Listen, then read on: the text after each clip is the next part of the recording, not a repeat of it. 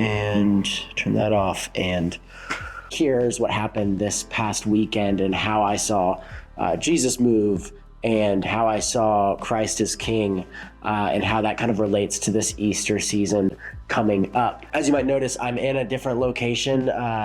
Many of you have asked what is going on back here and why the change and stuff like that. Well, I'll make a video maybe about that or share more about that, but I have to clean up some details and figure out what can be said and such like that. So you might notice I sound pretty congested or sick, or if you don't notice, great, that's even better. But I feel very congested, and it's coming off of a long weekend where I had the privilege of going and partnering with the seminary close by to where I live, and do a youth event for I think it was the Georgia Association, but it was in the mountaintops, and it was beautiful and gorgeous, and it was awesome getting to do that. But heading into the weekend, I did not think it was going to turn out the way it did. In fact, I was pretty anxious about it. This partnership and working with the school has been something I wanted to do for a while, and had been thinking about ways in which I could partner with them, because I have a big heart for equipping artists, and they obviously equip people with theological training. And so it just kind of goes hand in hand. But sets were planned. I was really excited about how the Lord was going to use those songs in the weekend. And the event started a Friday to Sunday. And as soon as Tuesday hit, I felt a little something in the back of my head and my throat, and knew this was going to be no good. And as the week progressed, obviously I got sicker and sicker, and was trying to figure out what I was going to do, and just kind of began to pray, of course, and turn it over to the Lord. But that didn't stop the anxiety that just kind of welled up. And because I didn't want to do bad, and that's a whole nother video and maybe reflection in and of itself. We get to the event and it goes great, but I'm still kind of fighting this sickness. In fact, every time I go to walk up on stage, I don't feel it. By the time I'm done, I'm feeling okay, but then it comes back in waves. And yeah, so it was just kind of this ebb and flow of sickness all weekend. But it was kind of convicting as I think about it now, as I'm trying to go into the week and I'm still fighting off this sickness, not able to work at the complete pace, because I have a song that I'm literally finishing that I wanted to go out before Easter, but it's just not where I want it to be. And I want to put the best thing forward.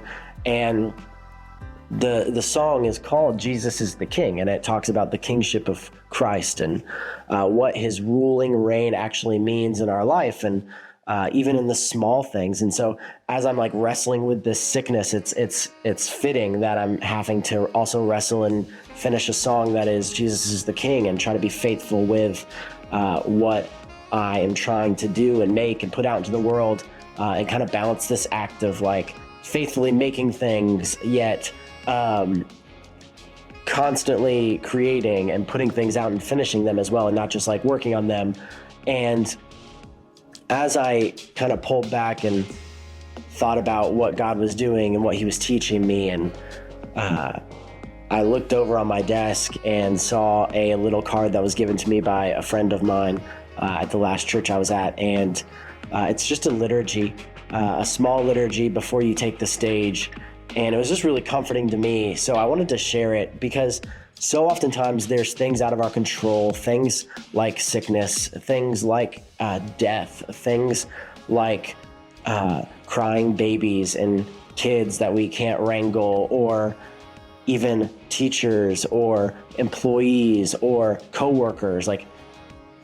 Relationships in life is hard, but he's still king, and his kingship, even in a broken world, gives rest and gives security and gives some sort of stability, because in the end, he holds it all together and he will never waver. And I was reminded of that truth that this song that we're trying to put out is about by this liturgy. And so I just wanted to read this liturgy and just share it with you today, maybe as an encouragement, maybe as a word to keep running the race faithfully and pursuing him with everything that you have to the best of your ability. So let me grab it right here, and I will read it.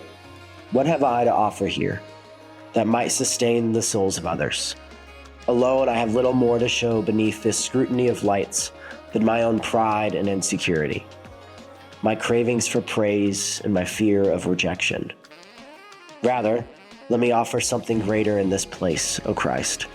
As I step onto this stage, meet me amidst the wreckage of my ego and my woundedness, and through me, give what I alone cannot.